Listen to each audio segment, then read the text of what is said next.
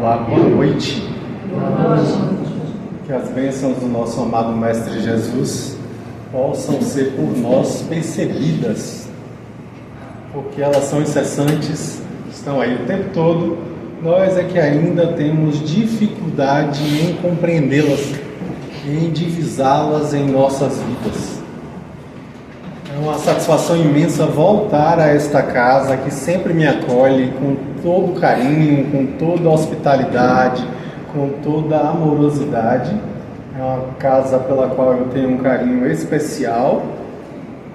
Essa casa me toca em diversos aspectos, e um em especial, que é o fato de que ela leva o nome de uma grande inspiradora espiritual da minha vida, que é Teresa d'Ávila, que é uma mística que compreende a realidade espiritual de maneira poética, de maneira incrível, e por isso eu me sinto sempre muito bem acolhido quando venho a esta casa, e me sinto muito feliz em estar aqui. Na noite de hoje nós teremos a chance de conversar um pouco a respeito das parábolas da misericórdia. Parábolas da misericórdia? O que isso se trata? O que é isso? Primeiro é importante para a gente se questionar por que Jesus falava através de parábolas. Lembro-me que antes da pandemia estive aqui na casa falando sobre parábolas e tive a oportunidade de explicar isso contando uma historinha que repito agora. Havia um reino há muito tempo atrás em que o primeiro-ministro era corrupto. Ele havia sido colocado na função pelo próprio rei, que ingenuamente confiava completamente naquele primeiro-ministro. A verdade soube disso e resolveu ir visitar o rei para falar para o rei sobre o que estava acontecendo. Falar ao rei que ele estava sendo vítima de um engodo. Lá vai então a verdade se apresentar ao rei e resolveu manifestar-se de uma maneira um tanto quanto inusitada. Lá estava a verdade no semblante de uma mulher completamente nua, uma mulher belíssima, com a silhueta impecável, nua à frente do palácio. Aquilo era no mínimo estranho. O sentinela que estava ali a postos, impedindo o acesso do reino para estranhos, viu aquilo e ficou embasbacado. Ele não soube o que fazer. Titubeou, gaguejou, não sabia o que fazer. Ele resolveu chamar o chefe da guarda. O chefe da guarda chegou, olhou, tomou um susto. Aquela mulher era muito bonita, estava completamente nua. E ela vinha falando que queria ter com o rei. O chefe da guarda não soube o que fazer, mandou chamar o secretário da Segurança Pública. O secretário da Segurança Pública ficou chocado, estupefato, e não sabendo o que fazer, mandou chamar o ministro da Defesa. O ministro da Defesa, não sabendo o que fazer, mandou chamar o primeiro-ministro, o bendito primeiro-ministro corrupto, que nem lá foi. Ele ouviu a história e disse: isso é um absurdo. Uma questiúncula de menor monta. Por favor, economizem-me. Deixem-na ir embora. Ela não vai entrar. Isso no mínimo é um atentado ao pudor. Não permitam que essa mulher se aproxime do portão. Mandem-na embora agora. E assim foi feito. A verdade saiu de lá cabisbaixa, taciturna, entristecida, mas reflexiva. E como ela é brasileira e não desiste nunca, no outro dia de manhã, lá estava a verdade novamente à frente do portão, dessa vez com a outra feição. Neste momento, ela se apresentava, porque queria muito ter com o rei, frente àquele portão enorme, ladeado de 2 sentinelas, dessa vez com as vestes de uma idosa não, ela era velha, tão velha que as rugas escondiam as feições emocionais. Era uma situação realmente difícil, porque você não sabia se ela estava rindo ou chorando. Era um esgar que parecia uma carranca do São Francisco. E ela tinha uma voz estridente, falando que queria ter com o rei. Era realmente uma cena dantesca. Ela exalava ainda um odor fétido de coisa podre. Era uma presença realmente difícil de digerir. Como se isso tudo já não bastasse, ela vestia roupas rotas, rasgadas, manchadas e sujas, que faziam daquele cenário uma tragédia grega. Era realmente muito feio de se ver. E lá estava ela, quase que desdentada, pedindo para falar com o rei, com um hálito que, meu Deus do céu, fazia descer lágrima de tão terrível que era. O sentinela ouviu aquilo com a cara de poucos amigos e não soube o que fazer, mandou chamar o chefe da guarda. O chefe da guarda não soube o que fazer, mandou chamar o secretário da Segurança Pública. O secretário da Segurança Pública não soube o que fazer, mandou chamar o ministro da Defesa. O ministro da Defesa não soube o que fazer, mandou chamar o primeiro-ministro. Olha ele de novo aí. O primeiro-ministro ouviu e disse: é o quê? Vocês querem deixar que essa pessoa entre no palácio para ter contato com Vossa Majestade? Eu acho que não precisava nem estar me perguntando nada. Enxotem-na, mandem-na embora se preciso, a chutes e pauadas. Não é para essa pessoa entrar, ela vai macular a presença do rei. Não, de jeito nenhum. E assim foi feito, e a coitada, que já claudicava da perna, saiu de lá sendo escorraçada.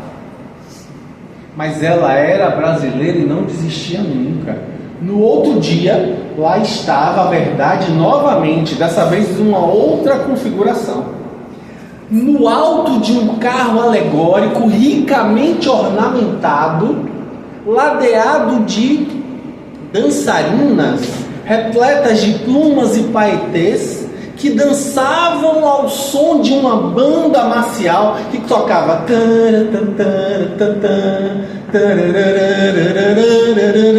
e pipocavam fogos de artifício. Animais adestrados se equilibravam em cima de bolas enquanto jogavam seus malabares para cima. Era uma cena maravilhosa, era rico, era a vida do circo sendo posta ali à frente do castelo.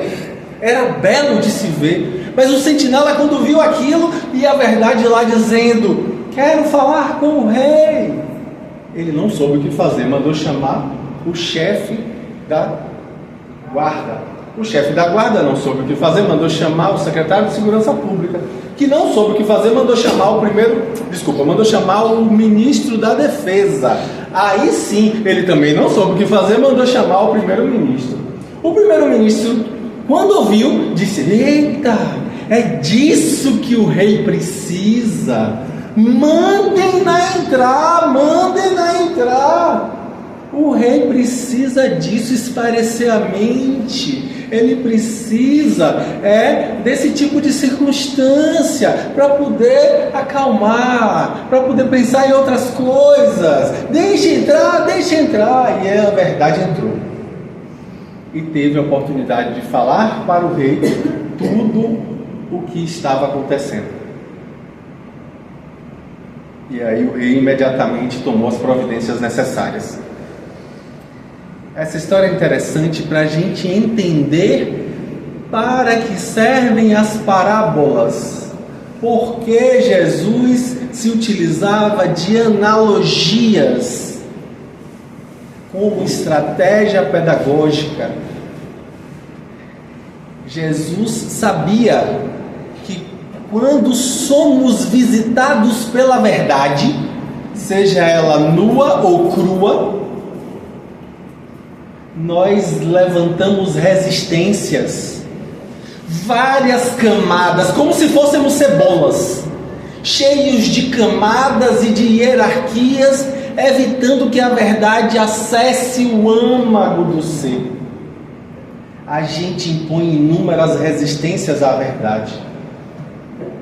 Mas aí, através de uma analogia, de uma ornamentação, uma fábula, um conto, um koan, a gente pega aquela historinha e deixa que a verdade chegue. E aí a verdade consegue vencer as nossas resistências, as nossas tantas camadas, e assim a gente consegue se transformar. Jesus, sabendo disso, utilizava esse mecanismo psicológico como uma forma de se esquivar da nossa dificuldade de lidar com a verdade. Em diversos momentos da vida de Jesus, ele utilizou dessa ferramenta retórica para nos ensinar coisas. Por quê? Inclusive os discípulos perguntam: por que conosco, você fala de maneira direta, mas com eles você fala por parábolas? E aí Jesus responde: porque eles, vendo, não veem, e ouvindo, não ouvem. Olha que interessante isso, né? A gente, às vezes, mesmo vendo, não consegue ver. Eu trabalho em CAPS, eu já trabalho em CAPS é Centro de Atenção Psicossocial. Eu trabalho com pessoas que têm transtorno mental severo e persistente. Trabalho em CAPS há 20 anos, e no CAPS que eu trabalho atualmente aqui em Salvador, eu trabalho há 11 anos, já prestes a completar 12. E me lembro bem da primeira vez que eu conduzi um grupo terapêutico de musicalidade, que consiste basicamente, ainda feito do mesmo jeito, não sou mais eu que conduzo, mas a colega que conduz mantém o método que eu tinha introduzido lá atrás. É basicamente o que? Ouve-se música, discute-se a letra da música que foi escutada, ouve-se a reverberação dos outros, as opiniões, as percepções, as perspectivas, as interpretações dos outros, e com isso a gente chega a um consenso com relação a como aquilo tocou as pessoas que ali estão. Para que não seja apenas uma coisa cognitiva, a gente também vai para o lado afetivo. E aí o que é que acontece? Era curioso perceber como os usuários do CAPS vinham dizer: nossa, eu nunca tinha prestado atenção na letra da música para entender dessa forma. Ah, é disso que está falando, é? Eu não sabia. Ou seja, músicas que nós cantarolamos no nosso dia a dia. Aliás, a gente vive situações assim, né? Quando passa por uma decepção, uma perda, um fracasso amoroso, por exemplo, a gente passa a prestar mais atenção na letra das músicas. E aí aquilo reverbera de uma maneira diferente. Não é à toa, a gente está mais atento, a gente está mais atinando para o que aquilo quer dizer. Então isso é algo interessante, porque é chamada de consciência com relação a como nós nos colocamos. E aí, com isso, a gente vai percebendo que gradativamente a gente vai ampliando olhares. E Jesus nos traz essa perspectiva de que é preciso ter olhos para ver. É preciso dar presença sentida para perceber certas coisas. Um dos autores do Evangelho, no caso, existem 4 evangelhos canônicos: o Evangelho de Mateus, o Evangelho de Marcos, o Evangelho de Lucas e o Evangelho de João. São 4 evangelhos canônicos. Existem os apócrifos, que não são aceitos como verdadeiros, mas os que são válidos e aceitos por todas as religiões cristãs são esses 4 que eu citei, que estão no texto bíblico. Desses 4, o meu predileto, minha visão pessoal, que eu mais gosto, é o de João, por ser o único místico. Ele conta coisas que dos outros não tem. E ele traz um olhar mais profundo, mais místico. Só o fato de eu ter falado que sou um grande fã de Teresa d'Ávila, uma santa mística, já diz justamente minha predileção pelo lado místico de João, que eu gosto. Eu acho um lado profundo, espiritual, um lado que traz verdadeiramente uma visão que vai além das aparências. Mas, dentro dos 3 evangelhos, que são chamados sinóticos, o evangelho místico é o de João, e os sinóticos, ou seja, são os evangelhos que contam a mesma história, cada um trazendo uma afeição diferente. Um desses 3 se destaca, e é o meu predileto deles 3, é o de Lucas. Lucas, só lembrando, era médico, nascido em Antioquia, que era a 3ª maior cidade do Império Romano. A primeira era Roma, a segunda era Alexandria e a 3ª era Antioquia. Antioquia era uma cidade gigantesca no norte da Grécia. E aí, lá a gente vê que existe uma tradição espiritual de buscar a compreensão das coisas, tentando decifrar, tentando interpretar símbolos. E a gente vai tentar ver isso bem no Evangelho de Lucas. Ele tem essa tradição. Ele era discípulo de Paulo de Tarso e escreveu o Evangelho que Paulo não teve tempo de escrever. Paulo não pôde escrever um Evangelho, então ele colocou para Lucas que ele precisava fazer isso. A gente vê isso lá no livro Paulo e Estevão, melhor livro que eu já li na vida de longe. Recomendo de maneira veemente essa obra esplêndida, que me toca profundamente. Todas as vezes que eu leio, eu desidrato, porque é realmente algo muito emocionante. Aquele livro é tocante por demais. Pois bem, Paulo e Estevão, inclusive, é o livro que dá nome à minha casa máter, Centro Espírita Paulo e Estevão, aqui na Maralina. Sou de lá. E aí o que é que acontece? No livro Paulo e Estevão você entende que Paulo instrui Lucas para que ele vá entrevistar pessoas que não foram consultadas no escrito dos evangelhos. Então Lucas vai entrevistar quem? Maria de Nazaré. E lá encontra Maria de Magdala, Maria Madalena. E entrevista elas e toma nota de coisas que nos outros evangelhos não tem, porque só elas vivenciaram. Então ele conta histórias que não estão. E uma dessas histórias é o capítulo de número 15 do Evangelho de Lucas. É bom lembrar, até o século XIII, os evangelhos não eram divididos em capítulos. Foram divididos no século XIII e não eram divididos em versículos, versos. Só foi dividido no século XVI. Tá? Então, antes disso, a gente não tinha esses nomes. Que a gente, parábola do bom samaritano. Esse é nome que foi inventado depois. Jesus não deu nome para a parábola. Parábola do joio e do trigo. Isso é uma coisa inventada a posteriori.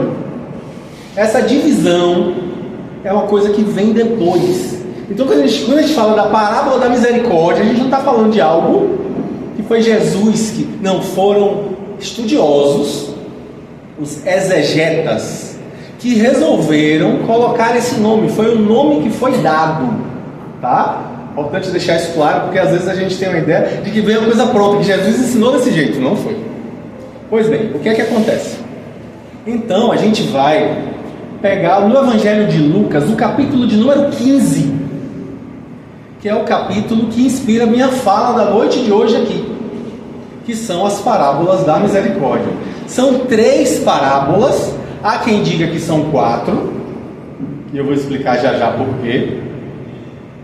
E há quem diga que na verdade é uma só, que as 4 histórias na verdade são uma só história, porque reverberam no mesmo tema.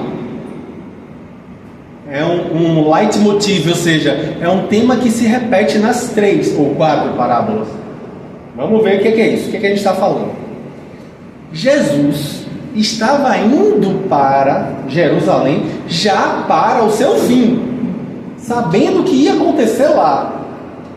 Então, ele, nessa ida para Jerusalém, quando ele chega a Jerusalém, acontece isso tudo que é relatado no Evangelho de Lucas, no capítulo 15.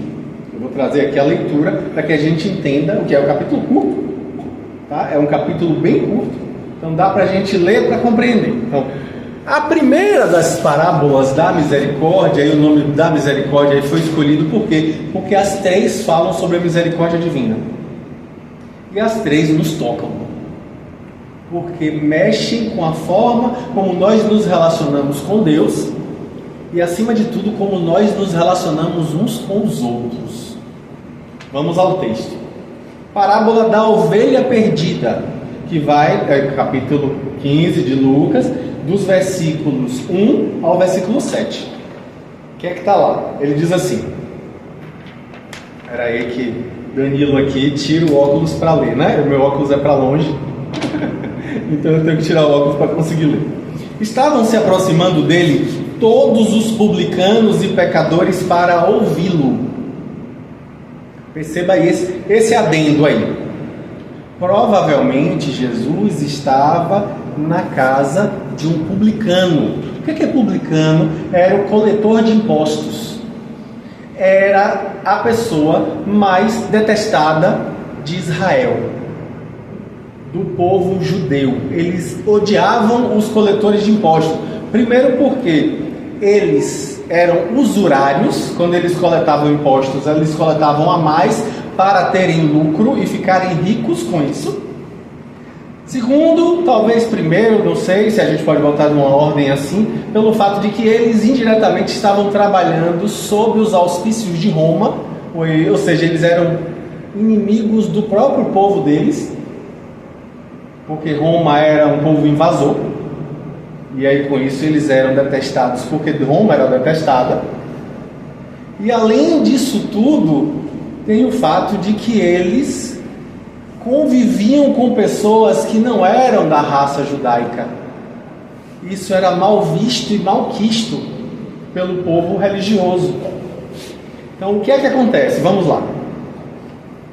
Então ele estava se aproximando dele todos os publicanos e pecadores para ouvi-lo. Os fariseus e os escribas, quem são esses? Os fariseus são os religiosos da época. Eram os puristas, os que tentavam seguir a religiosidade ao pé da letra.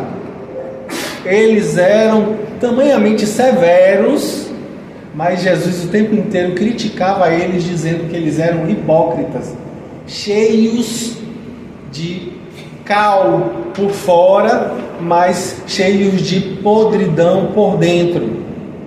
Eram mais aparência do que essência, tá? Então eles tinham essa crítica direta de Jesus. Inclusive Jesus, em um dos evangelhos de Mateus, ele tem um capítulo inteiro só de críticas aos fariseus, por conta da hipocrisia, de falar uma coisa e fazer outra, né? Que isso é algo que a gente pode, volta e meia, a gente precisa se questionar se a gente não faz isso também. Mas vamos lá. E os escribas eram os copistas, eram os tabeliões da época, eram os escrivães da época. Então eles recebiam dinheiro para escrever documentos, para copiar livros, para lerem oficialmente as coisas. Pois bem, os fariseus e os escribas murmuravam dizendo: este acolhe pecadores e come com eles. O come com eles também precisa de uma explicação. Na época não tinha garfo, faca, não tinha palitinho chinês, não tinha nada disso. As pessoas comiam de mão. E os judeus tinham a tradição de que só mete a mão na mesma cumbuca de comida quem é igual. Então, se Jesus sentava e comia junto com pessoas consideradas imundas, Jesus também era considerado imundo por eles. Então, por isso a crítica, ele come com essas pessoas impuras. Que absurdo! Pois bem, aí então continua Lucas dizendo: contou-lhes uma parábola dizendo. Aí vem a primeira parábola: qual homem dentre vós, possuindo 100 ovelhas e perdendo uma delas, não deixa as 99 no deserto e sai em busca da perdida até encontrá-la? Pois bem, aí ele prossegue dizendo: encontrando-a alegre, a coloca sobre seus ombros e, após dirigir-se para sua casa, convoca os amigos e vizinhos, dizendo-lhes: alegrai-vos comigo, porque encontrei a minha ovelha perdida. Eu vos digo, fecha Jesus a parábola, que desse modo haverá mais alegria no céu por um pecador que se arrepende do que por 99 justos que não têm necessidade de arrependimento. Olha, interessante, Jesus conta essa história para responder às críticas que estava recebendo. Pois bem, essa é a parábola da ovelha perdida.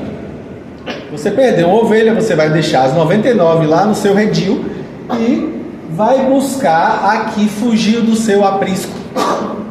Quando você encontra, você coloca ela no ombro e vem festejar que reencontrou a sua ovelha perdida. Pois bem, prossegue então Jesus contando a segunda parábola, que se chama a parábola da dracma perdida. O que é dracma?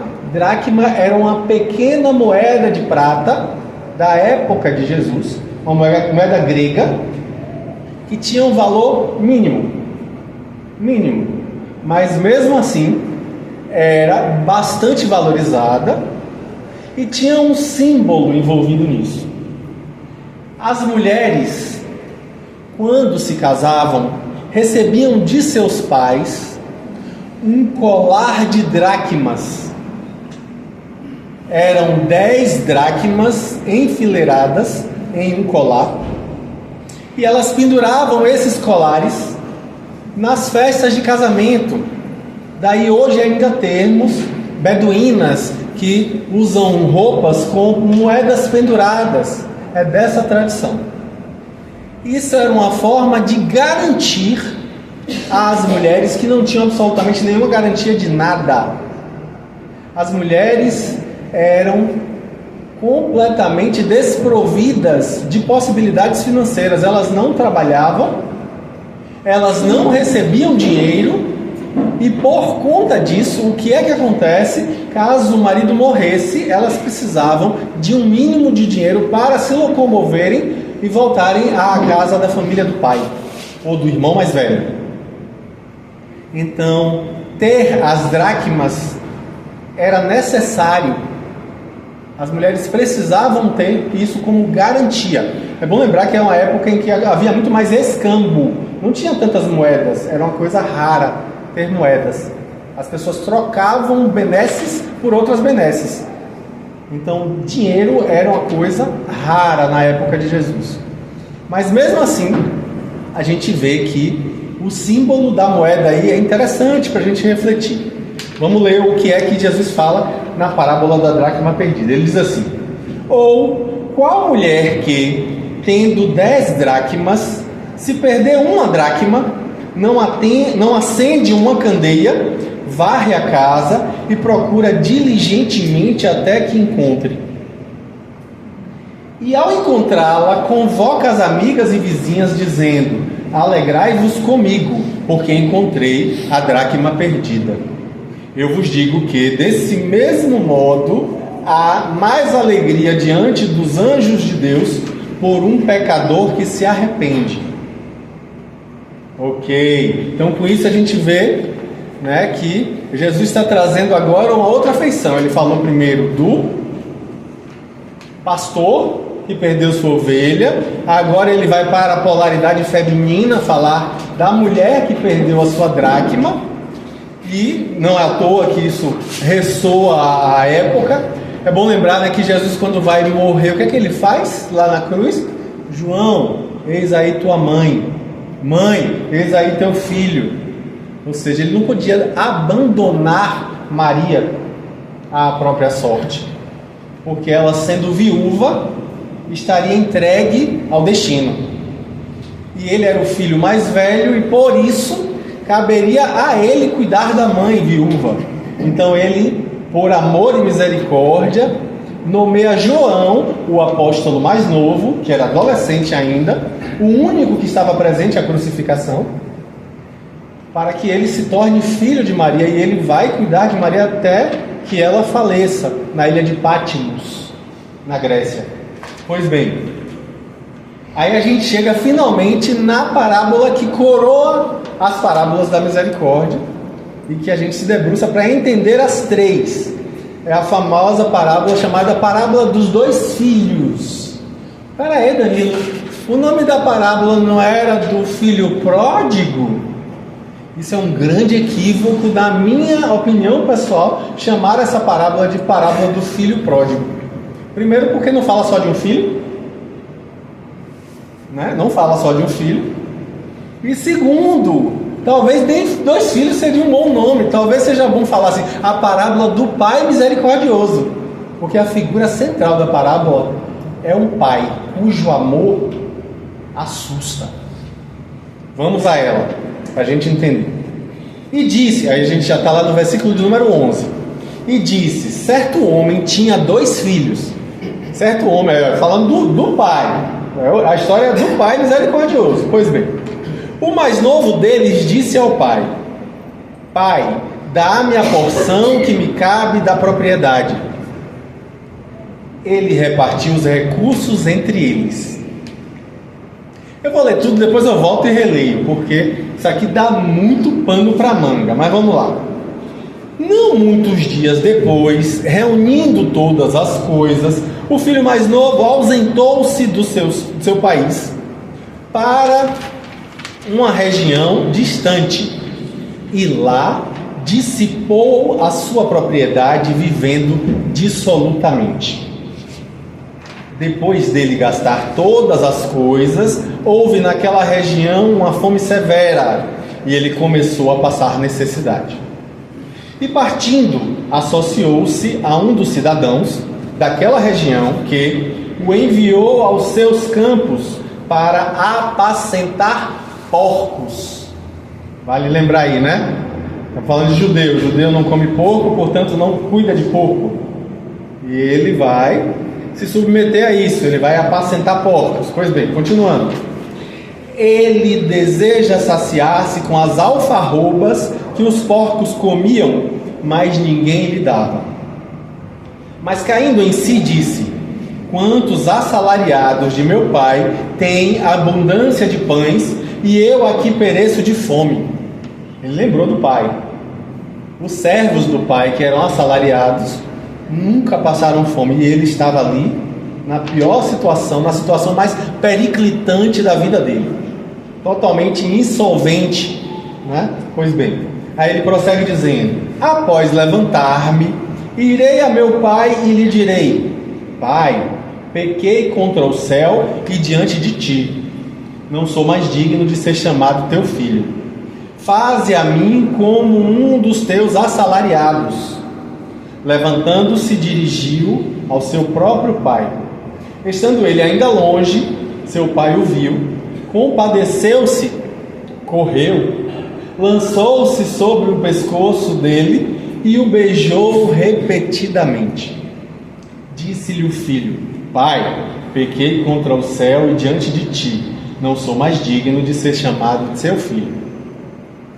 Disse o pai para os seus servos: Trazei para fora a principal estola e vestiu. Dai um anel para a sua mão e sandálias para os pés.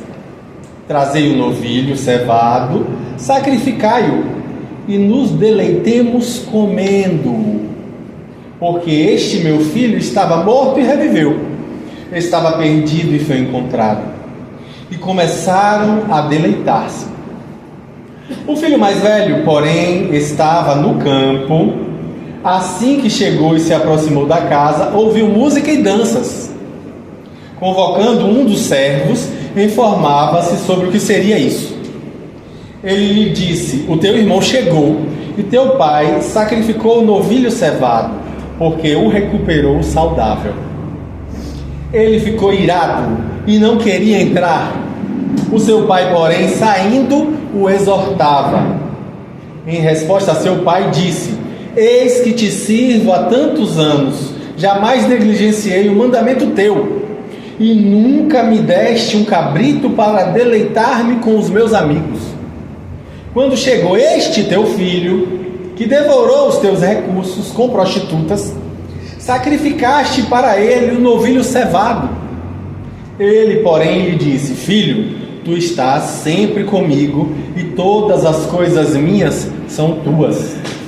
Era necessário, porém, nos deleitarmos e alegrarmos, porque este teu irmão estava morto e reviveu, estava perdido e foi encontrado.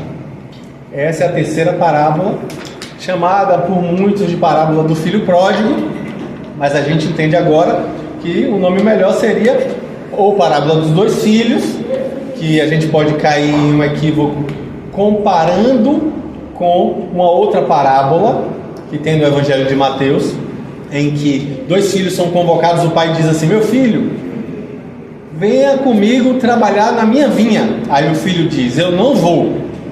Mas depois ele se arrepende e vai.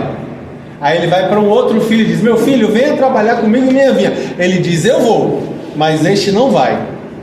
Aí Jesus pergunta: qual dos dois verdadeiramente seguiu a vontade do pai? Essa é a chamada parábola dos dois filhos. Pois bem, essa daqui é outra parábola, está contando a história que tem alguma semelhança, mas é diferente. Então vamos lá, vamos analisar essa parábola, que é fantástica para a gente refletir.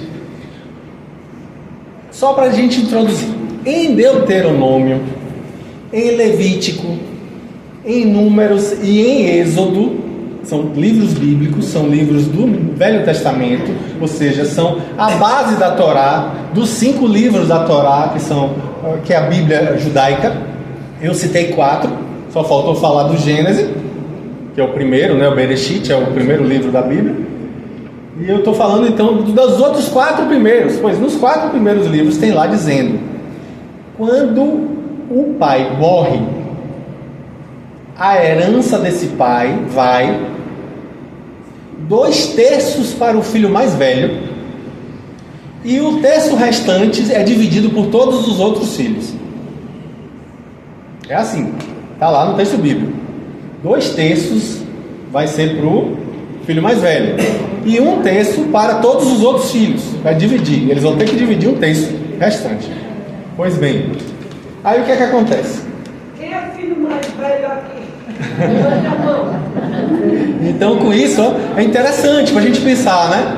A gente tem ali uma regra que é rígida, extremamente rígida. E por isso a gente vai entender, por exemplo, a história de José do Egito.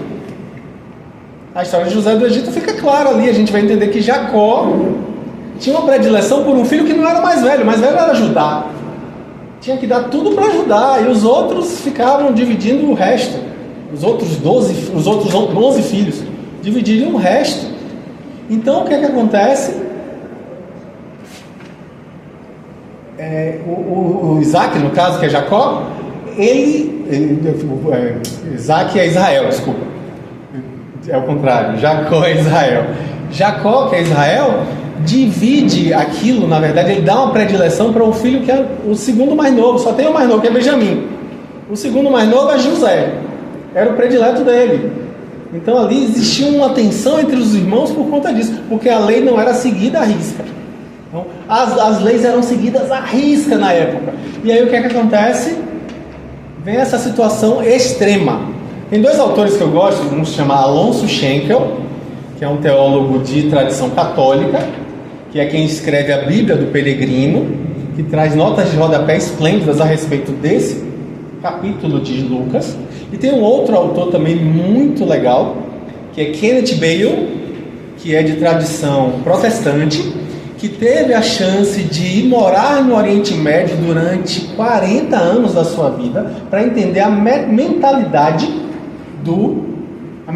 média do homem do Oriente Médio, para entender como é que a visão da vida de Jesus e a forma que Jesus explicava as parábolas. Aí o que ele faz? Ele vai lá para tentar compreender. E nessa ele percebe, ele conta essas histórias para as pessoas do Oriente Médio, de qualquer religião, e tenta pegar delas o que elas percebem. Primeira coisa que choca para as pessoas é: como assim esse filho pediu a parte dele da herança? Isso significa, dentro do olhar apresentado por Kenneth Bayle, que ele estava torcendo para o pai morrer. Representava isso, para a gente ter como é grave a situação. Ele dizia assim, ele chega assim: pai, dá-me a porção que me cabe da propriedade. Ou seja, pai, eu quero que você morra logo para eu ter direito à minha herança. É como se fosse isso. E o pai vai lá e divide, ele reparte o recurso entre eles. Dá os 2/3 do mais velho e 1/3 do mais novo. Aí ele vai embora, vai para outro país, se ausenta. Aliás, é interessante como essa história parece com a história justamente de Israel, Jacó, o pai de José do Egito. Foi o que aconteceu com ele. Ele era filho de Isaac.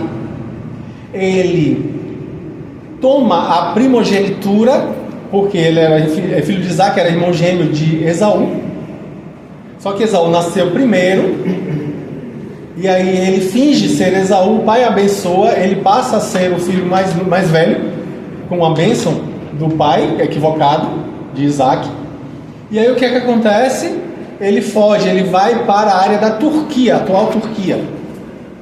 E nessa ida ele se casa, tem os filhos, depois é que ele volta para Canaã. Ou seja, a história é bem parecida, de um filho que usou mal o recurso do pai, vai para longe, depois passa fome, depois volta. A história é bem parecida. Pois bem, aí o que é que acontece?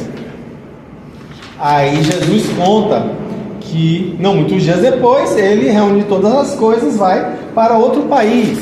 E lá ele gasta dissolutamente tudo o que tinha. Depois dele gastar, ele passa por uma situação de fome. E aí ele, passando necessidade, vai até um dos cidadãos daquela região e vai apacentar porcos. Símbolo interessante. Um judeu não tem contato nenhum com porco. Ele vai apacentar porco, ou seja, chegou no mais baixo da humilhação que o povo judeu poderia imaginar. E aí o que é que acontece? Ele queria comer, saciar-se com a comida dos porcos, e não davam nem a comida dos porcos para ele. Ou seja, olha como a coisa realmente é humilhante, é degradante. Aí ele cai em si. Aí é uma fala interessante do texto bíblico, né? Tem duas falas interessantes com relação a isso. Nessa parábola, aqui ó, mas caindo em si, disse. Cair em si é quando Pedro ouve o galo cantar pela terceira vez. Aí Lucas descreve justamente isso. Pedro caiu em si. E aí caiu em prantos copiosos, porque na hora que ele cai em si, ele olha para Jesus no pátio da casa de Caifás, e está Jesus lá na jaula do lado olhando para ele, no momento que o galo cantou pela terceira vez. Imagine esse olhar. Olhar não é de reprovação, não. É de amor e compreensão. Olhando para ele. Naquele momento ele cai em si. Imagine o pranto doloroso que não verteu naquele momento. Pois bem. Então cair em si é o que eu sempre falo, né? Cair em si é a melhor queda que existe. É cair para cima. Ou como a gente fala aqui na Bahia, é cair para dentro. Né? É o momento em que você tem a chance de despertar. É uma tomada de consciência. Aí ele diz: quantos assalariados do meu pai têm abundância de pães, e eu aqui pereço de fome? Após levantar-me, irei a meu pai e lhe direi: pai, pequei contra o céu e diante de ti, não sou mais digno de ser chamado seu filho, faz de mim como um dos teus assalariados. Ele se dispõe a ser assalariado. Assalariado é o cargo menor da época de Jesus, tá? Estava abaixo dos escravos. Era. Porque eles viviam apenas para sobreviver, era comida só. Os escravos poderiam ter propriedades, poderiam ter posses, os assalariados não. Então ele se dispunha a isso, para sobreviver. Aí ele levanta, se dirige ao pai, e aí vem a grande parte. Estando ele ainda longe, seu pai o viu, compadeceu-se, correu. Meu Deus do céu. Gente, no texto bíblico, nesses livros que eu falei, especificamente em Eclesiastes, a gente vai ver, assim como também em Levítico, que um homem, um patriarca, um chefe de família, não corria. Muito mais quando era senecto, quando já era idoso. Não corria. Só o fato de você ser senecto já era uma coisa diferenciada. Por quê? Porque as pessoas não viviam mais de 30 anos. As pessoas morriam de diarreia nessa época de Jesus. Tá? É importante lembrar isso, né? Alexandre Magno morreu de diarreia. Dono da maior parte do mundo conhecido da época, e morreu com uma disenteria. Pois bem, então, o homem naquela época, inclusive tinha uma regra para você subir no templo de Salomão, em Jerusalém, você tinha que subir de lado para que as suas vergonhas não ficassem visíveis. O que são as vergonhas? A batata da perna. Não podia ser vista, a batata da perna. Imagine um velho correndo para abraçar o filho. Meu Deus, isso não é o pai, isso é uma mãe. É estranho, meu Deus, no mínimo esquisito. E aí ele é mais do que correr, gente. Ele se lançou no pescoço do filho e beijou. O quê? Há 2, 3 gerações, homem não beijava homem. Imagine na geração de Jesus. Que história é essa? Desse pai beijando assim, desse jeito, o filho? Faça-me uma garapa. Que história é essa, Jesus? Imagine o impacto que não causou nos que estavam ouvindo Jesus contar essa história. Esse pai, que era completamente fora da realidade, enchendo o filho de beijos e comemorando o regresso do filho. Pois bem, a gente não pega esses detalhes, né? A gente, quando lê o texto cru, a gente não percebe quanto de nuance tem ali, que está sendo dito e a gente não vê. Pois bem, ele diz: Pai, pequei contra o céu diante de ti, tarará. Aí o pai disse para seus servos: trazei para fora a principal estola, ou seja, o manto, a roupa principal. A estola era como eram vestidos os sacerdotes. Ainda são hoje em dia, né? Usam estola. Então, era um símbolo de que o filho estava novamente entronado em seu lugar de filho. E aí, simbolizando ainda mais, trouxe sandálias. Sandália era símbolo de alguém que deixou a escravidão. Deixou de ser escravo, você vai usar sandálias, porque os escravos na época não usavam sandálias. Olha que interessante. E além de tudo, para fechar, ele recebe um anel, que é também um símbolo de aliança, um símbolo de casamento, é um símbolo de alguém importante que está recebendo uma ordenação. E é interessante porque o próprio José do Egito também, quando é nomeado pelo faraó, é nomeado como, é colocado um anel no dedo dele, ele vira o primeiro-ministro do Egito. É o símbolo que é colocado aqui, nessa parábola. E aí o que é que acontece? Trazendo novilho cevado, não é qualquer novilho, é o novilho cevado. O novilho. É aquele que estava sendo preparado para isso. Então, o novilho cevado. Aí o filho mais velho vai chegando. Meu Deus do céu. Aí já é uma terceira, já é uma quarta parábola, né? A fala sobre o filho mais velho é um outro momento que é interessante para a gente refletir. Aí ele estava no campo, assim chegou, se aproximou da casa, ouviu música, dança, convocando um dos servos. Inclusive Pastorino, no livro Sabedoria do Evangelho, faz a digressão de que provavelmente esse servo que foi convocado foi uma criança, porque o jeito como ele fala é um jeito infantilizado. Ele diz: o teu irmão chegou e o teu pai sacrificou o novilho. Provavelmente seja uma criança falando aí. Aí ele diz, ele ficou irado e não queria entrar. Ou seja, menino buchudo, deu caruara, bateu o pezinho, fez bico, e disse: não vou entrar. Esse daí voltou: não vou entrar. Lembrei, viu? Já foram divididos os bens, ele é dono daquelas propriedades. Ele que é dono, no entanto ele está reclamando porque o pai recebeu de volta o irmão. Pois bem, em resposta ao seu pai disse... Não, desculpa, pulei. Aqui. Ele lhe disse, teu irmão chegou e teu pai sacrificou. Aí voltou, rarará. Em resposta, seu pai disse, eu que te sirvo há tantos anos, jamais negligenciei um mandamento teu, e nunca deste um cabrito para deleitar-me com meus amigos. É curioso, né? Ele queria um cabrito para deleitar com os amigos dele, não com o próprio pai. Ou seja, ele estava ali por temor e não por amor. Ele estava ali por respeito e não por afeto. Ele está ali por obrigação. Jonas de Ângeles chega a afirmar que na verdade esse era aquele que ficava embaixo da barra da saia da mãe, desse mãe e pai, porque ele não dava conta de arriscar a vida e viver por si mesmo. Ele queria garantias e com isso não teve uma vida própria. Ele viveu à sombra de um pai o tempo todo, que era um mecanismo psicológico de evasão das responsabilidades e da necessidade de enfrentar a vida. Olha que interessante essa fala de Joana. E aí então ele diz, quando chegou este teu filho, que devorou teus recursos com prostitutas, Jonas de Ângeles fala, em momento nenhum teve prostituta. Isso é projeção do filho mais velho. Ele projeta isso no irmão. Em momento nenhum foi falado em prostituta.